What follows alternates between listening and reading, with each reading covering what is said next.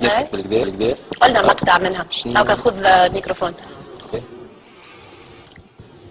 يا أختنا بالله لا يغويك ذا الشيطان، إن الحجاب فريضة من ربنا المنان.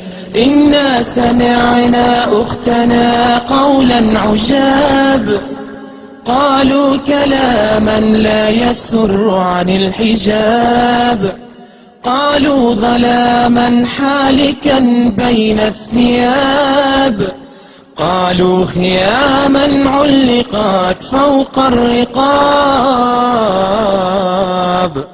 نادوا بتحرير الفتاة وألفوا فيه الكتاب، رسموا طريقا للتبرج لا يضيعه الشباب. يا أختنا هذا عواء الحاقدين من الذئاب، النار مثوى الظالمين لهم عقاب، والله يكشف ظلمهم يوم الحساب، والجنة المأوى ويا حسن المآب.